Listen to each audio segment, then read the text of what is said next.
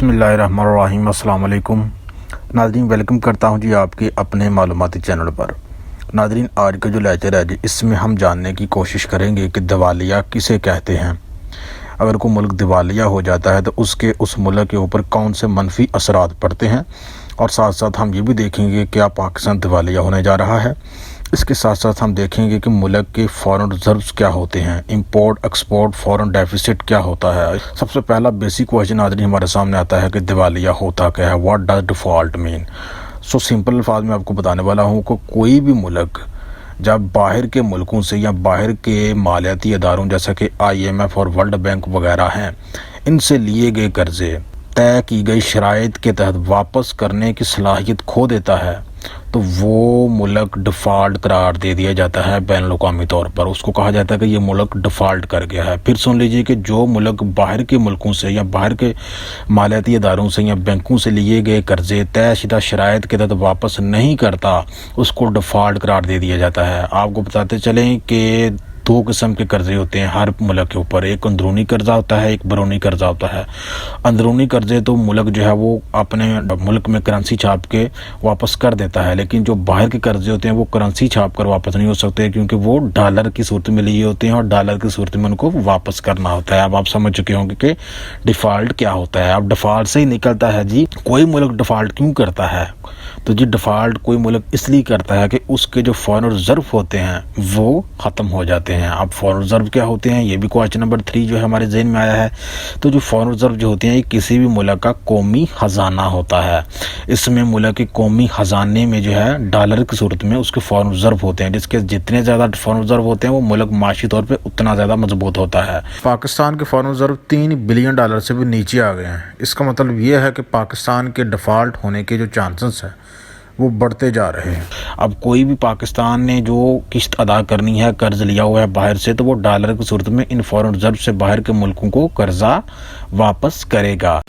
اب ناظرین، اگلا کویشچن ہمارے ذہن میں یہ آتا ہے کہ یہ فارن ریزرو جو ہیں یہ کیوں ختم ہوتے ہیں۔ تو فارن ریزرو جناب آپ کے اس لیے ختم ہوتے ہیں کہ آپ کی جو امپورٹ ہوتی ہے وہ ایکسپورٹ کے مقابلے میں زیادہ ہو جاتی ہے۔ اس کا کیا مطلب ہوا کہ آپ کے ہاں ڈالر کم آ رہے ہیں اور باہر کے ملک میں ڈالر زیادہ جا رہے ہیں۔ پھر کیا ہوتا ہے کہ آپ کے ملک میں ڈالر کی شارٹیج ہو جاتی ہے، اور آپ ڈالر کی شارٹیج کو پورا کرنے کے لیے باہر کے ملکوں سے قرضے لیتے ہیں۔ اب آپ کا کانسیپٹ کلیئر ہو گیا کہ پاکستان قرضے کیوں لے رہا ہے، کیونکہ ہماری امپورٹ جو ہے وہ ایکسپورٹ کے مقابلے میں کم ہے، اور جب آپ کے ملک میں ڈالر کی شارٹیج پیدا ہو جاتی ہے تو پھر کیا ہوتا ہے، یہ بیسک کویشچن ہے۔ تو ناظرین، پھر یہ ہوتا ہے کہ آپ کے ملک میں جو آپ کی لوکل کرنسی کی جو ویلیو ہوتی ہے وہ ڈالر کے مقابلے میں گرنا شروع ہو جاتی ہے۔ جیسا کہ اس وقت ہماری لوکل کرنسی جو ہے وہ ڈالر کے مقابلے میں تیزی سے گر رہی ہے۔ ایک امریکی ڈالر 280 پاکستانی روپیز کے انگینسٹ ہے، جو کہ پاکستان کے لیے خطرناک سائن ہے۔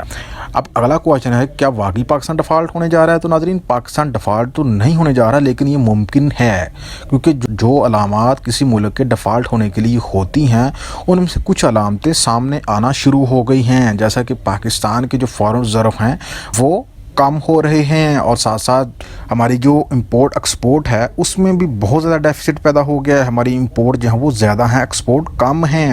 اب 8واں کویشچن ہے کہ اگر کوئی ملک ڈیفالٹ کر دے تو پھر کیا ہوتا ہے؟ تو ناظرین، اس کے لیے 3 کام ہوتے ہیں۔ پہلا کام یہ ہوتا ہے کہ اس ملک کو باہر کے جو ادارے ہوتے ہیں، مالیاتی ادارے ہوتے ہیں، وہ قرضے دینا بند کر دیتے ہیں۔ سیکنڈ ہے ناظرین کہ اس ملک کے جو ڈیفالٹ کر گیا ہے، جو باہر کے مالیاتی اداروں کے قرضے واپس نہیں کر پایا، تو پھر اس ملک کے باہر کے ملکوں میں موجود جو اثاثے ہوتے ہیں ان کو ضبط کر لیا جاتا ہے بین الاقوامی طور پر۔ کوئی بھی ملک جب قرضے لیتا ہے تو وہ اپنے اثاثوں کو گروی رکھ کر ہی قرضے لیتا ہے، یہ شرائط میں طے ہوتا ہے، اور باہر کے جو ادارے ہیں وہ اپنے قرضے کی قیمت جو ہے پوری کرنے کے لیے اس ملک کے اثاثوں کے اوپر قبضہ کر لیتے ہیں۔ اور تیسرا یہ ہوتا ہے کہ کوئی بھی ملک جو ہے اس ڈیفالٹ شدہ کنٹری کے اوپر ٹرسٹ کرنے کے لیے تیار نہیں ہوتا، اور آئندہ کے لیے وہ اس کنٹری کو قرضے دینے سے کتراتا ہے، اور باہر کے ملک جو ہے وہ اس ملک کے ساتھ آدھار ٹرانزیکشن کرنے سے کتراتے ہیں۔ تو ناظرین، یہ مین ٹرمیں تھی جو کہ آپ کے لیے بنائی تھی میں نے خصوصی طور پہ۔ امید کروں گا کہ ویڈیو آپ کو اچھی لگی تو لازمی لائک کریں، فیڈ بیک کا اظہار کریں، چینل کو سبسکرائب کریں۔ خدا